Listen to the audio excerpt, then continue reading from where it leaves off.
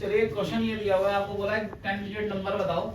Digit number दिया हुआ है 2094x843y2। दोबारा बोल रहा हूँ मैं, 2094x यहाँ डिजिट है, बताना ये भी 843y2, ये 10 डिजिट नंबर है। इसको बोला है इट इज डिविजिबल बाय 88। देखो जी, आपने 6 का डिविजिबिलिटी टेस्ट किया है। कोई नंबर 6 से तब डिवाइड होता है जब वो 2 से भी हो और 3 से भी हो। ऐसा कोई भी नंबर जो दो नंबरों का प्रोडक्ट बनाओ, अगर वो दोनों नंबरों से इंडिविजुअली डिवाइड हो जाता है तो उसके प्रोडक्ट से भी डिवाइड हो जाता है। सो अगर 88 से डिवाइड चेक करना है, सो जो 8 से भी होगा 11 से भी होगा वो 88 से भी हो जाएगा। ये तो पहला रूल याद रखने वाली बात है। तो इसको अगर 88 से चेक करना है तो ये 11 से भी होना चाहिए और 8 से भी होना चाहिए। 8 का डिविजिबिलिटी टेस्ट है लास्ट 3 डिजिट 8 से डिवाइड होना चाहिए। 11 का डिविजिबिलिटी टेस्ट है कि इवन पोजीशंस और ऑड पोजीशंस का डिफरेंस, आइदर ये जो इन दोनों का डिफरेंस है ये और ये, इनका difference either it should be 0 और it should be multiple of 11। ये कंसेप्ट है। दोनों के डिविजिबिलिटी ये डिवाइड होना चाहिए 8 के लिए। तो दोनों का डिविजिबिलिटी टेस्ट इंडिविजुअली पता होना चाहिए। अब 8 से अगर 3y और 2 डिवाइड हो, अगर ये 3 डिजिट नंबर 8 से डिवाइड हो तो किन किन केसेस में हो सकता है? देखो, ये हो सकता है 8 के टेबल में 2 किस पर आता है पहले वो देखो। 8 4 32 होता है और किस पर आता है 9 8 72, 8 9 72 भी होता है।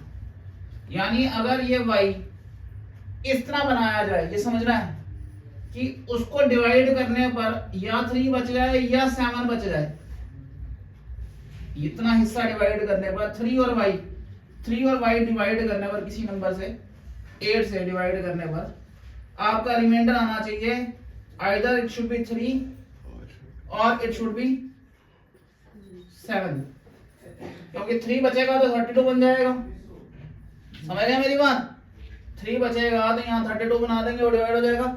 7 बच जाएगा तो 72 बना देंगे तो भी डिवाइड हो जाएगा। बड़ा लॉजिकल क्वेश्चन है ये जो नंबर सिस्टम में क्वेश्चन बनाते हैं ना, बड़े लॉजिक पे बैठते हैं। समझ आ गया?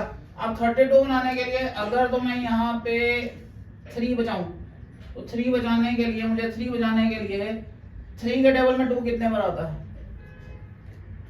3 4 से 8 के टेबल में 3 पे के साथ 30 के रेंज में सीरीज कौन सी आती है 8 के टेबल में? 8 4 से 32। अगर मैं यहाँ पे इसको 3 मुझे बचाना है, समझ रहे मेरी बात? 3 बचाना है, मैं क्या y डालूंगा कि मेरा 32 भी कट जाएगा, ये 32 आ जाए। इसको अगर मैं 2 यहाँ पे लगा दूं और ये 2 और 3 कितना बन जाए? 3 और 2 बन जाए। लॉजिक को समझना, लॉजिक को समझना। ये 2 और 3 आपस में जोड़ के कितना बन जाए? 5। इसका मतलब ये 352 नंबर चल जाएगा।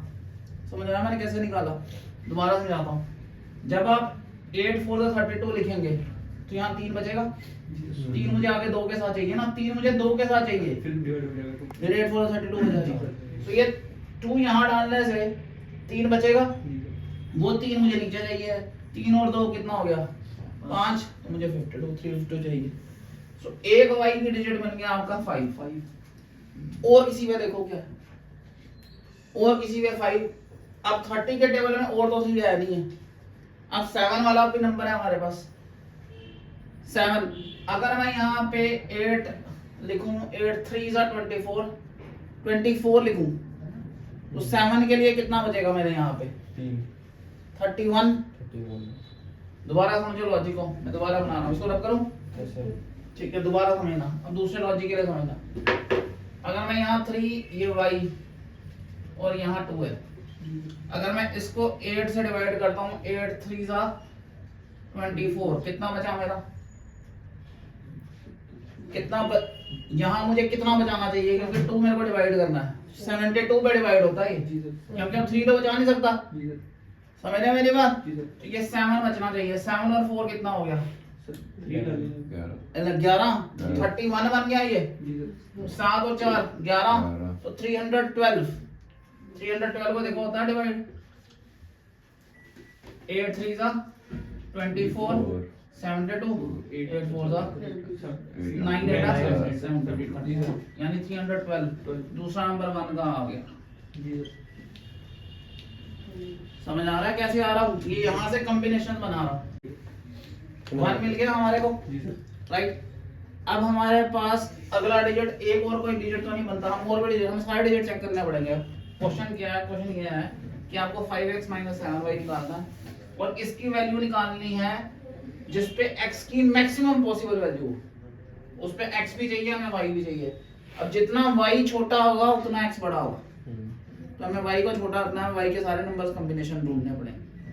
अब ये एक और मिल गया हमें, इसको रब करते हैं। अब तीसरा चेक करते हैं कोई और नंबर तो नहीं बनता है इसमें, यही समझने वाला मेन है, ठीक है। अब 3y2 दोबारा मैं चेक कर रहा हूँ 8 से, ये यही सीखने वाली चीज है इसके अंदर, ठीक है। अब मैं 8 4 देखो 30 के टेबल में 8 4 32 होता है या 8 3 24, वही दो कॉम्बिनेशंस यूज हो सकते हैं क्योंकि 3 से ऊपर तो हो नहीं सकता यहाँ पे डिवाइड करते हैं। तो एक 3 के टेबल में हमारे पास 72 भी बनता है, मतलब 30 के टेबल में 2 एक और बना सकते हैं जिसमें 7 डिफरेंस लाए हम। तो 8 3 24, 8 4 32, 8 4 32। अगर मैं यहाँ 32 लगाऊं, तीन नीचे बचाने वाला कॉम्बिनेशन हमने ले लिया 5 के लिए, ठीक है। अब 7 नीचे बचाने वाला बचा सकते हैं हम 7, अगर मुझे 7 यहाँ बचाना है क्योंकि 72 बनाने पर ये 9 8 72 हो जाएगा, कट जाएगा। 7 बचाने के लिए मुझे 7 और 2 कितना चाहिए भाई? 9 चाहिए मुझे, y चाहिए 9। एक y और मिल गया हमें 9। अब हमारे पास 3 y आए। ये बड़ा ध्यान से समझने वाला क्वेश्चन, पॉइंट समझ आया जी आपको कैसे बना रहा हूँ मैं? पहले से दूसरे में तीसरे में और क्लियर हो गया आपको, समझ आ रहा है ना? ठीक, इसको रब करते हैं। अब ये डिविजिबिलिटी टेस्ट में मिटा दूं, यहाँ से समझा दिया मैंने सारा। अब 11 का चेक करते हैं हम टेस्ट, ठीक है। हमारे पास 3 नंबर y के लिए निकल गए। अब यहाँ से इसका हम निकालते हैं 9 और 2 11, 11 प्लस x प्लस 4, 11 प्लस 4 हो गया 15 प्लस x प्लस y, तो ये बन गया ऊपर 15 प्लस x प्लस y, नीचे बना 4 प्लस 8 12, 12 प्लस 3 15 और 2 17, ये 17 बन गया और ये 15 प्लस x प्लस y बन गया। इनका डिफरेंस आइदर 0 होना चाहिए, 11 का टेस्ट है ये, या ये मल्टीपल ऑफ 11 होना चाहिए। अब इसमें भी दो केसेस है, पॉइंट समझ आया?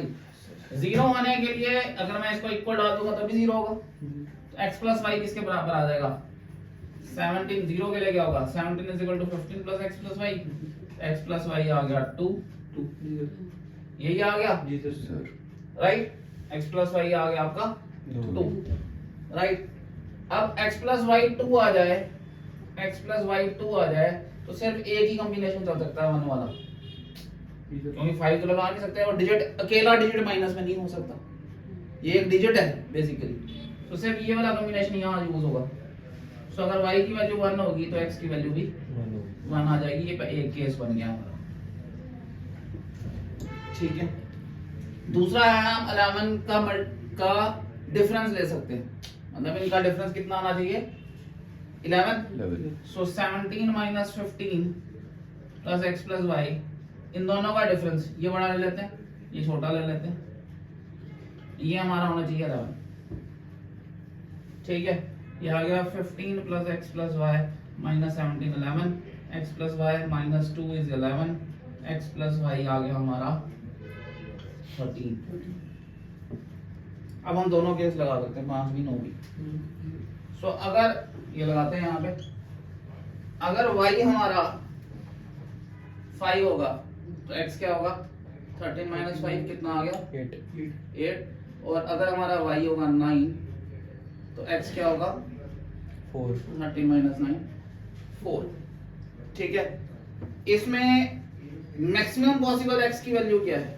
8, यानी ये भी रिजेक्ट कर देंगे हम, और ये 1 1 तो रिजेक्ट हो गया क्योंकि दोनों बराबर। अब ये 8 आ गया, यहाँ डालो 8 5 40 माइनस 7 5 35, 5 आंसर है हमारा, और इस क्वेश्चन का आंसर ही अब कितनी इंटरप्रिटेशन है क्वेश्चन में, और ये एक क्वेश्चन 1 मिनट के लिए पूछा गया है, you need 1 minute to solve it, so you try to understand कि किस लेवल तक ग्रो होने की जरूरत है हमें एक अच्छे पेपर को क्लियर करने के लिए, राइट। Thank you.